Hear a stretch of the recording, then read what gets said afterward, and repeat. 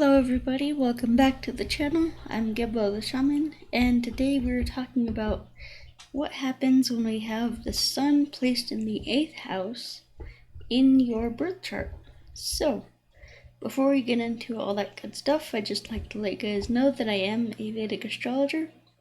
I do Vedic astrology readings, not Western, although some of the things that I talk about in this video will be used, can be used by Western astrology. So if you're interested in anything that I have to offer, then you can go to gebotheshaman.com and check everything out. Everything is on sale right now, although that sale is coming to an end, so just a heads up there. Alright, so sun in the 8th house. So basically what happens, what we need to do in order to learn about this placement is to learn what the sun means. Then we'll talk about what the 8th house means. Put them together, combine them, and Bob's your uncle, we have our analysis. So, what is the sun? The sun is the planet of our ego. The sun is the planet of our self-expression. It's, you can kind of see how, what your soul wants to do here through the sun. It is how we express ourselves and relate to others. It's how we, how the world sees us in a way. Now in Vedic astrology we have something called the Aruda Lagna, so that's also mainly how the world sees us, but the sun has some elements of, of being seen, of expressing ourselves to others, and so this is kind of how others see us. So, although, how we are seen by others versus our actual personality, those things don't line up a lot of the time. So, so your ascendant is actually your personality, and your sun sign is how you share your light and express yourself with others. So, alright, so now what about the 8th house? So the 8th house is the house of, the house that's traditionally ruled by by Scorpio. Virgo would be the 6th house. So Scorpio is the 8th sign corresponding to the 8th house. And so when we see the 8th house, we associate it with Scorpio-like things like birth, death, sex, transformation, sudden ups and downs, sudden gains and losses, sudden transformations, sudden changes, things like that. It's a very quick, transformative house. 8th house is the house of your shared assets. The 8th house is the house of your in-laws. So, shared assets with your wife or with your spouse and your in-laws. So, your husband's in-laws, your wife's in-laws, or like your husband or wife's, parents. So, yeah. Anyway, what else? So the 8th house is also the house of deep occult knowledge and secrets and occult wisdom, things like that.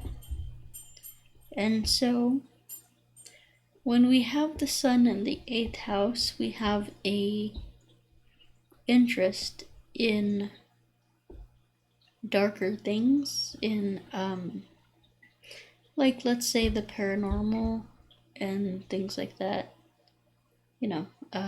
Somebody could be interested in astrology interested in the paranormal, interested in the secrets of mantra and tantra. Tantra is not what a lot of people think it is. A lot of people think of it as tantric sex, but there's a lot more to it than that, and that's kind of like a misleading thing that people get into here in the West. So anyway, so yeah, you could have a lot of interest in deep knowledge, deep secrets. So the sun controls the 5th house, which is the house of learning. It's the house of children.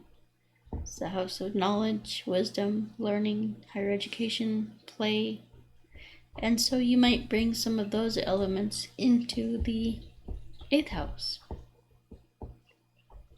So, you might, there's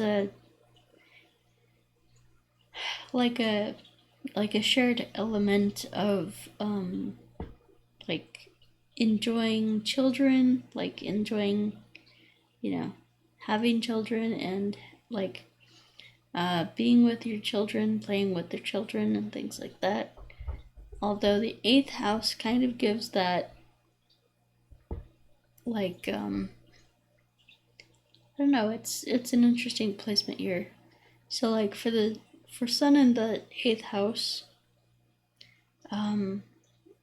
there's a lot of things about your in-laws, like wherever the sun goes, there's it likes to burn things that are close to it. So the sun sitting in your 8th house, the house of your relationships with your in-laws, your shared assets, transformation. It's the sun is basically kind of scorching this area of your life. So even though you might like your in-laws and things like that, there's just this distaste. There's this like I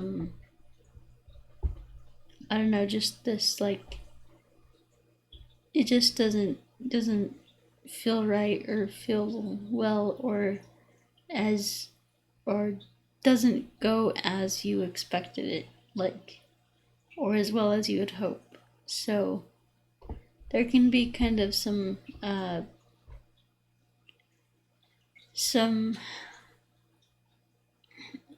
I guess not frustration, but just like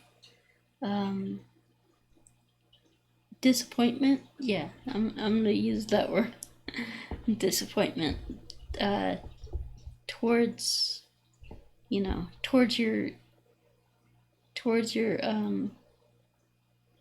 in-laws and your that kind of thing. There can be kind of some disappointment because the sun kind of burns things, but also like if you learn how to balance your sun, how to do things like Qigong, yoga, spiritual practices, meditation, mantra, things like that, it's it goes a lot better for you.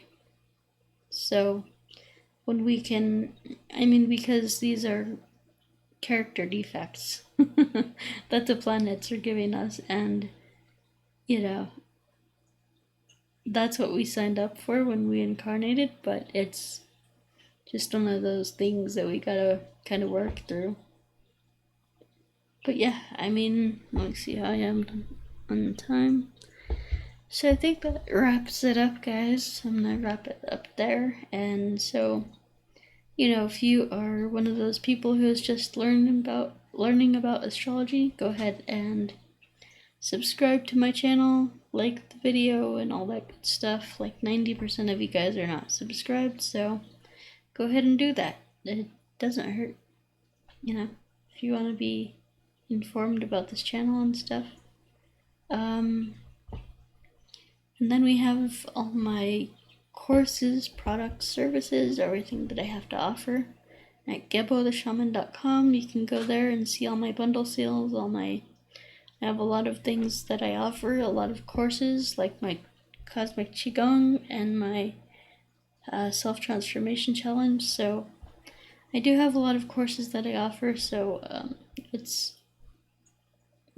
really good when you can catch those things on sale, which that sale, the sales are about to be ending, so I would get them before they're gone. Alright, so now we have my Vedic Astrology course, designed for beginners. It takes you through step A through step Z on how to do a Vedic astrology reading. I give you the guide, the guide to do that and all that stuff, and so it's a really good course that just basically walks you through how to do a Vedic astrology reading. So it's, pretty good. And then we have the Vedic astrology readings, which basically those are, I have my standard reading that I do, and then I have my readings where I go into and talk about your career and your relationships and things like that. So that's great to learn from your chart. Then we have the birth time rectification. So if you are not sure what your birth time is down to the minute, I provide that for you. Basically, I do that by asking you a few simple questions and provide you your exact time of birth.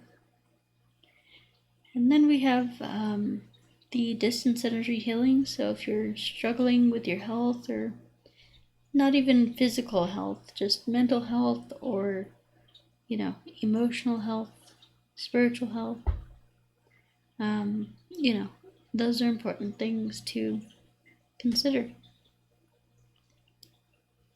So that's why I do the distance energy healing. And then we have the career coaching, life coaching. So if you're wandering around aimlessly in life without a purpose, then you need to get on your purpose. And the way you do that is you book a career coaching with me, and I will walk you through the process that I take to find out my soul desire. So you can check that out. Alrighty, and then we have the Qigong courses, so you can check those out, GeboTheShaman.com, or you can go to patreon.com/GeboTheShaman and check those out, and they are listed for very cheap.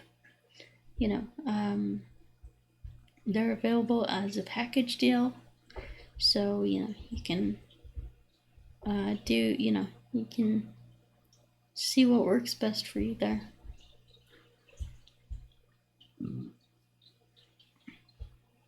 Alrighty, so I guess that does it for me, guys. So thanks for watching, and we will talk to you next time.